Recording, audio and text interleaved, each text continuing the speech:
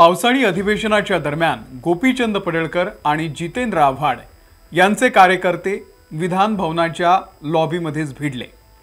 मारामारी, शिवीगाळ असे अत्यंत अशोभनीय प्रकार विधिमंडळामध्ये घडलेले आहेत आणि त्यामुळे सभागृहाचं पावित्र्य धोक्यात आलंय।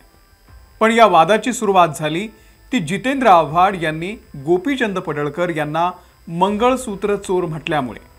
रेड कार्पेटवरून चालत येत असताना जितेंद्र आव्हाड मंगळसूत्र चोर असे ओरडत होते। विजय असो।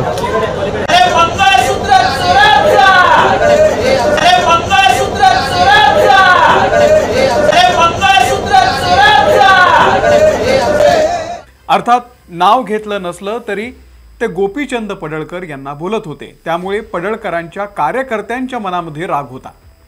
जेव्हा केव्हा पडळकरांशी संबंधित वाद होतात, चर्चा होते, तेव्हा मंगळसूत्र चोरीचा हा आरोपही कायम होत राहतो। पण असं का होतं?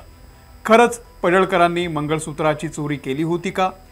गेल्या 15 वर्षांपासून त्यांच्यावरती मंगळसूत्र चोरीचा आरोप सातत्यानं का केला जातोय? असं नेमकं काय घडलं होतं तेच जाणून घेऊयात या व्हिडिओच्या माध्यमातून। नमस्कार, मी अमोल किन्होळकर, आपण पाहत आहात महाराष्ट्र टाइम्स ऑनलाइन। एखाद्या नेत्याच्या आयुष्यातली एखादी घटना ही या ना त्या कारणानं कायम चर्चेत येत असते। अगदीच उदाहरण द्यायचं म्हटलं तर बारामतीच्या खासदार सुप्रिया सुळेंचंच बघा। 2009च्या निवडणुकीच्या वेळी शेतीतून आपल्याला 52 कोटींचं उत्पन्न मिळालं अशी माहिती त्यांनी दिली होती। 2014च्या निवडणुकीच्या वेळी शेतीच्या उत्पन्नाचा आकडा 113 कोटी त्यांनी नोंदवला होता आणि त्यामुळे सुप्रिया सुळेंना कायम वांग्यांवरून चिडवलं जातं। सुप्रिया सुळेंच्या संबंधित एखादी घटना घडली की वांग्याच्या उत्पादनाची चर्चा होते। तसंच काहीसं गोपीचंद पडळकर यांच्या बाबतीतही घडलं होतं। एकच छंद गोपीचंद अशी सर्वसामान्यांमध्ये ओळख असलेल्या गोपीचंद पडळकर यांनी राजकारणामध्ये येण्यासाठी मोठा संघर्ष केलाय।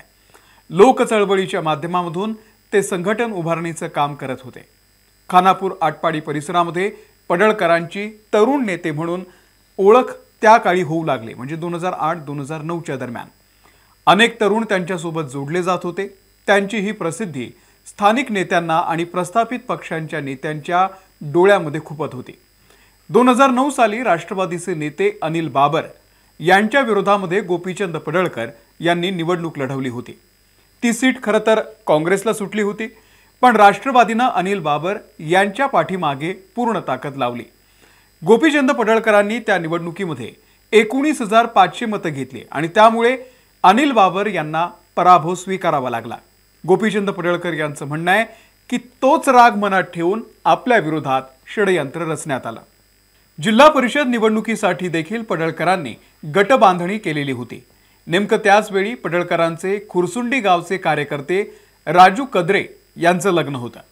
राजू कद्रे हे गोपीचंद पडळकर यांचे एकदम खास कार्यकर्ते आणि म्हणून त्यांच्या लग्नाच्या पत्रिकेवर प्रमुख पाहुणे म्हणून गोपीचंद पडळकर यांचा उल्लेख होता। याच लग्नामध्ये किरकोळ कारणावरून धक्काबुक्की झाली आणि वाद पेटला।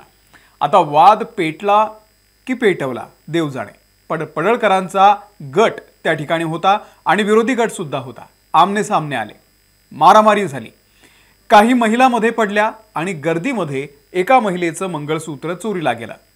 हा वाद पोलीस स्टेशन पर्यंत गेला आणि पडळकरांवरती मंगळसूत्र चोरीचा गुन्हा दाखल झाला। गोपीचंद पडळकर यांच्या म्हणण्यानुसार जेव्हा हा वाद झाला, जेव्हा भांडणं झाली, तेव्हा ते उपस्थितच नव्हते। दुसऱ्या एका लग्नावरून येताना त्यांना उशीर झाला होता, त्यामुळे लग्न मंडपातल्या या वादानंतर ते तासाभरानं त्या ठिकाणी पोहोचले होते। तरीही तिथल्या सरपंचानं माझ्यावरती मंगळसूत्र चोरीची केस टाकली असं पडळकरांचं म्हणणं होतं। पण पुढे याच प्रकरणात त्यांना निर्दोष मुक्त सुद्धा करण्यात आलंय। त्या काळामध्ये सूडबुद्धीनं माझ्या विरोधात संबंध नसलेल्या केसेस सुद्धा टाकल्या होत्या असं गोपीचंद पडळकर यांनी सांगितलेलं आहे। नॉन बेलेबल कलम लावली जात होती, काही वेळा तर मकोका लावण्यापर्यंत विषय गेल्याचं पडळकरांचं म्हणणं आहे। पण त्या घटनेनंतर मंगळसूत्र चोर असा उल्लेख त्यांचा वारंवार केला जातो। पडळकर हे सातत्यानं चर्चेत असतात। भाजपचे धडाडीचे कार्यकर्ते, जशास तसं उत्तर देणारे नेते अशी सुद्धा त्यांची ओळख आहे।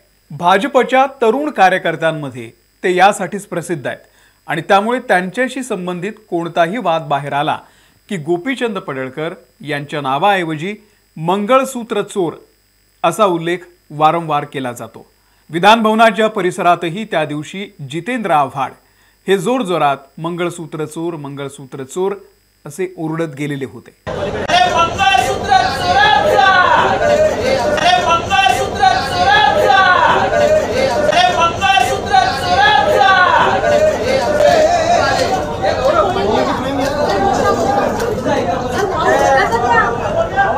आणि त्यामुळे तोच राग मनात ठेवून दोघांचेही कार्यकर्ते भिडले आणि आता तेच कार्यकर्ते जेलमध्ये गेलेले आहेत आणि वाद घालणारे नेते बाहेर आहेत। यालाच राजकारण म्हणतात। तुम्हाला या सगळ्याबद्दल नेमकं काय वाटतं? एखाद्याला अशा पद्धतीने चिडवणं, डिवचणं योग्य आहे का? तुमचंही मत व्यक्त करा, कमेंट करा। या व्हिडिओमध्ये इथेच थांबतोय। आमच्या महाराष्ट्र टाइम्सच्या यूट्यूब चॅनेलला जर तुम्ही सबस्क्राइब केलेलं नसेल तर सबस्क्राइब करा। आम्ही फेसबुकवरती सुद्धा आहोत, तिथेही फॉलो करा। धन्यवाद। विजय असो।